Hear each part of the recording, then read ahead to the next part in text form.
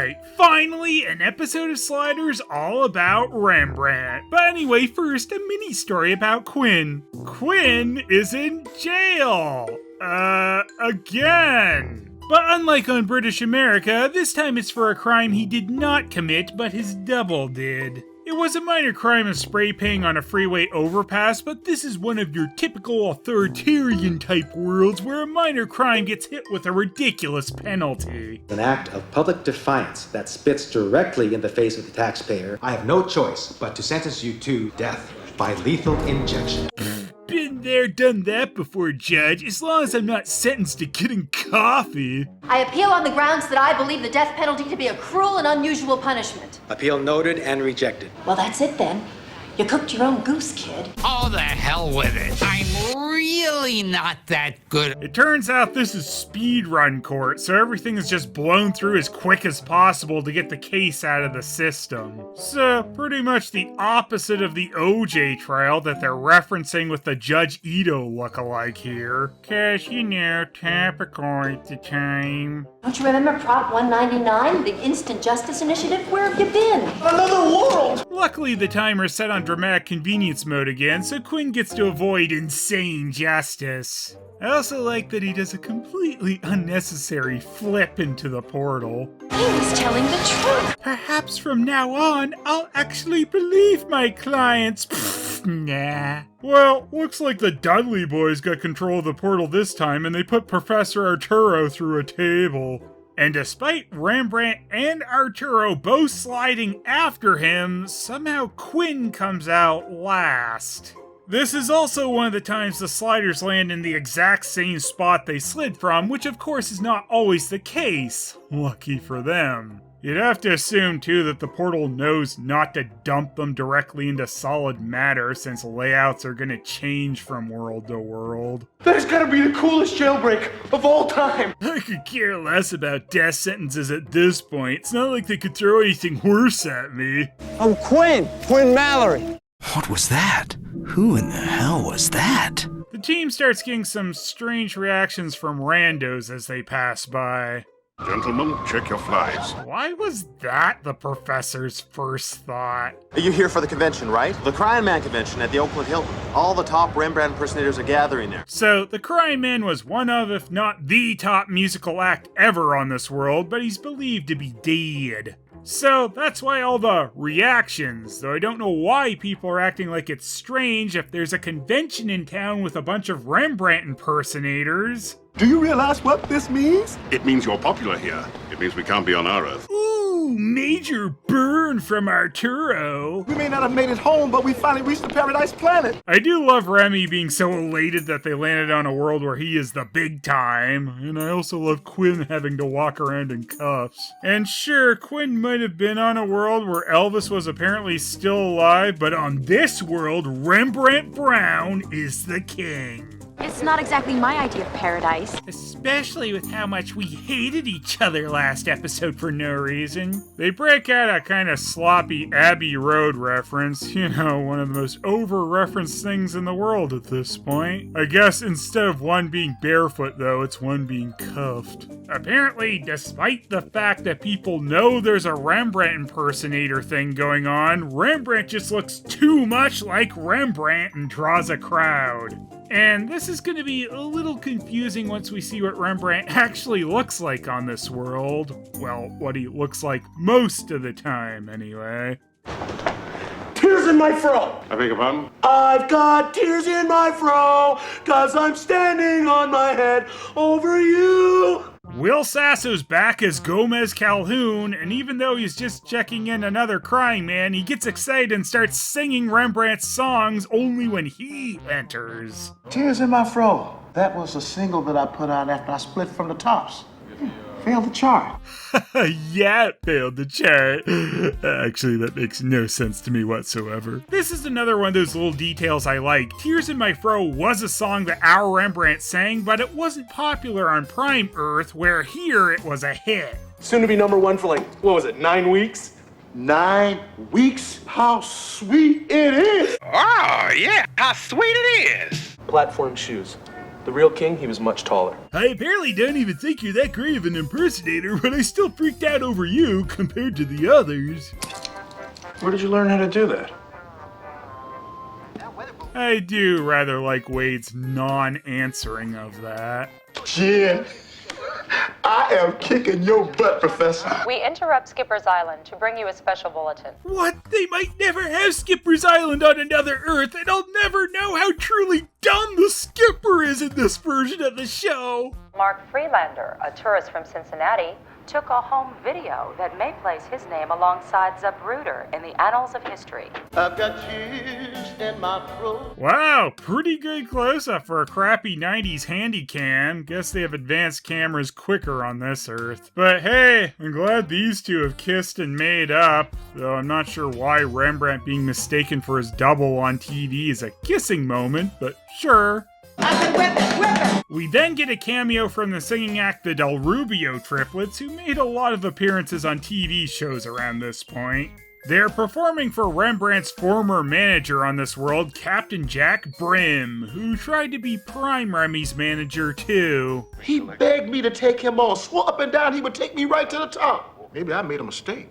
Only the top stars get kick-ass music videos like this.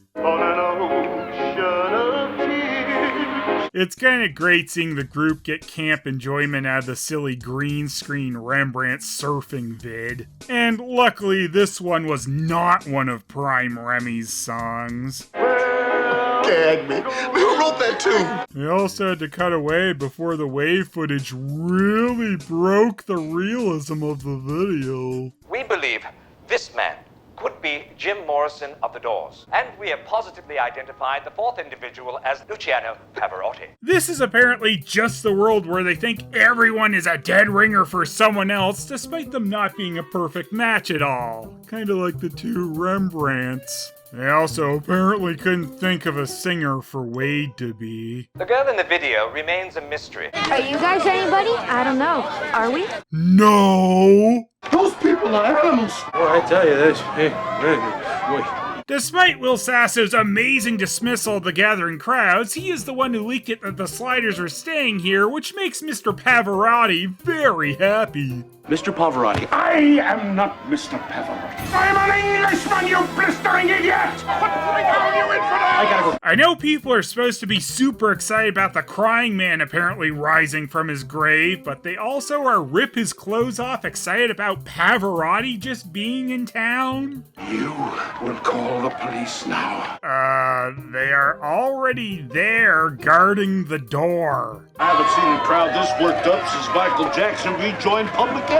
Oh, I guess that's why Flavor Flav made that song called Michael Jackson. Just fell out of another dimension. Mr. Pavarotti, as I live and breathe. This truly is the world where everyone needs glasses. Wow. Oh, I always thought you were dead too.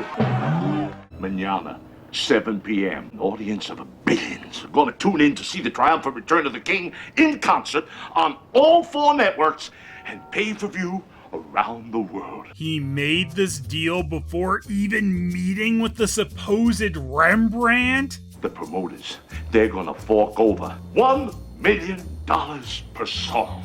Guess everyone just jumps the gun on this world, and Rembrandt isn't about to turn it down, despite the fact they're supposed to slide around when the concert is taking place. Hey, Q-Ball, remember this beauty? Yeah, now come on. This is my ride from days gone by, huh? Everyone, for absolutely no real reason, just leaves Remy alone admiring his former car, which is just suspiciously at the back of the hotel. Who are you supposed to be? You're supposed to be you, lamb chop. Remy's kidnapper here ends up being Maurice Fish, who was part of his old singing group, the Spinning Tops. Maurice doesn't know that this isn't his Rembrandt, so I don't know why he wouldn't think he'd be immediately recognized by him. He also got very lucky that they snuck out the back of the hotel and everyone just left him alone to be kidnapped. Hey, alright, baby. Cry, baby. That's why Quinn is the real genius at work. so we can bring you Rembrandt, Crying Man Brown, in his internationally televised What the hell? What the hell is right? You clearly aren't Clavant Derrick's. Nope, this is Clinton Derrick's Carol, Clavant's identical twin brother, but they don't look exactly the same. So it gets a little weird when everyone acts like they can't tell the two apart at all. It's kind of strange too that Clinton plays the Rembrandt of this world in most scenes, but not all, like the amazing surf adventure music video. I'll give Clinton credit though for doing a pretty good impression of his brother in parts of this episode. Hey, baby. Millions of viewers prepare to tune in for the largest pay-per-view broadcast event. We'll see about that. Apparently King Rembrandt was just fine playing dead forever unless someone else showed up pretending to be him. Do you realize the kind of lawsuits I'm faced with?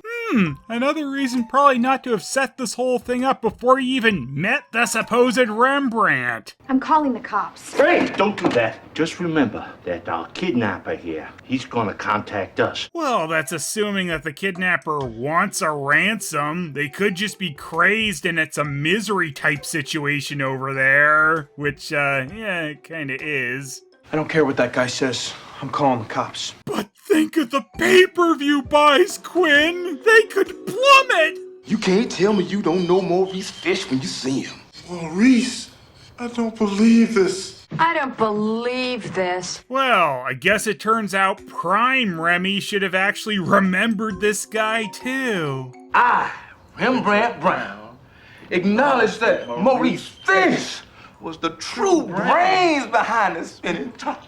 Stand right here. You won't be laughing long when I get through with you. You won't even have a tongue. Rembrandt! Who are you? You know, that's what we should have said instead of Rembrandt. Kinda weird that Prime Rembrandt can't walk the streets now without getting mobbed, but the actual Rembrandt of this world just strolls in and nobody cares. I mean, Rembrandt would never wear a jacket like that. Oh, shit. I'm the real Rembrandt. I only faked my death because I wanted to get out of the business, okay? Has this Rembrandt had to re-fake his death several times because every time an impersonator came along, he's like, what the hell? I'm coming back! So, the police wouldn't believe that Rembrandt was really alive, unlike all the sponsors throwing $1 million per song at him for the pay-per-view. So Quinn has to use his elite hacksaw skills and get into the DMV site to find Maurice Fish's address. Rembrandt! No! Yeah, I think if they use that white guy, that'll fool him.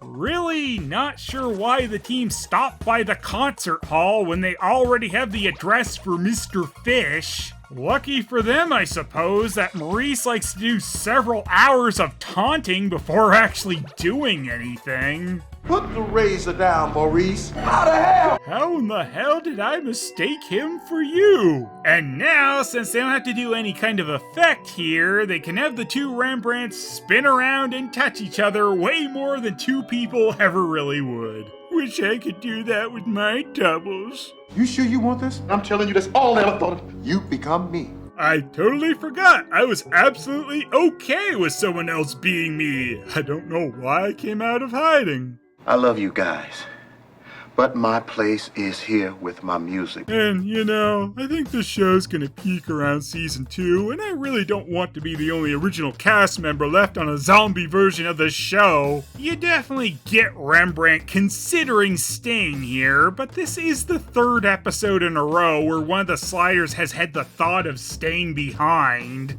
Guess at least it wasn't Arturo again. And like the 2 times with Arturo, Remy's second time considering staying also makes a bit more sense. Professor, say something. You should only stay if it's for something really important, like winning a term as mayor. Has more keys than a motel clerk. You would think with this giant concert being broadcast all over the world, they could have gotten a better opening act than apparently low-tier impersonators. I guess this is goodbye then. Yep. It gives me absolute pleasure to say goodbye forever, Wade. I'm gonna miss you, sweetheart. We've put stupid Egghead's world past us. It's been a delight to know you.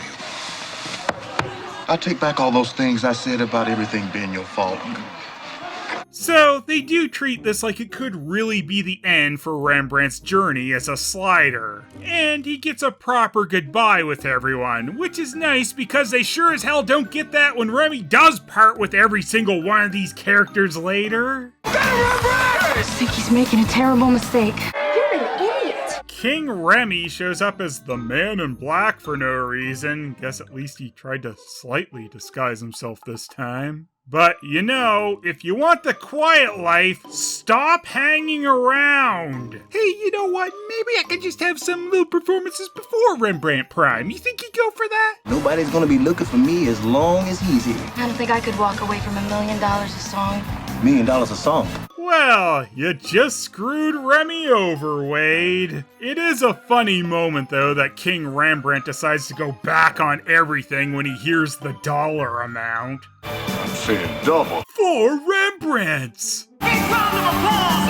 for the greatest Rembrandt impersonator of them all! And thus, King Rembrandt has gone full-blown Leno. You never want to go full-blown Leno. Hey, wait a second. Did our Rembrandt always look like that and not the other guy? I can't believe he did that to me! Look at it this way. Maybe on the next world you'll be even bigger than you were here. Are you really the king? No, I'm not really the king.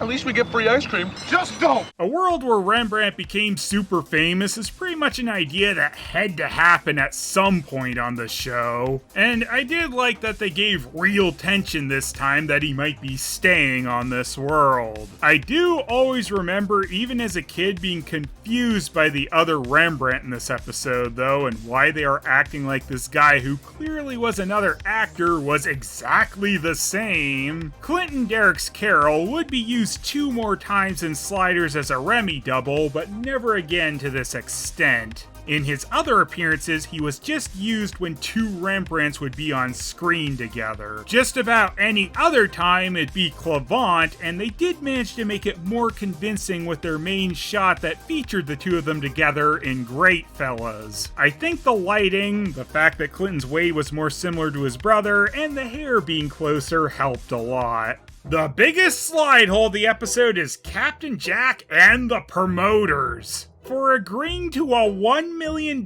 per song concert before any real confirmation of the crying man still really being alive. Next time on Sliders, they land on a world where if you win the lottery, you get to live it up until they cut your life off rather quickly.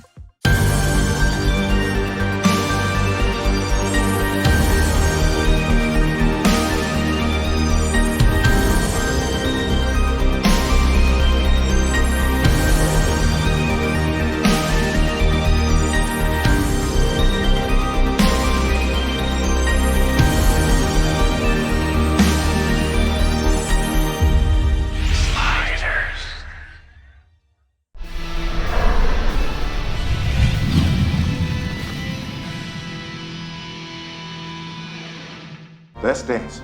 Let's dance. Let's dance! Let's dance.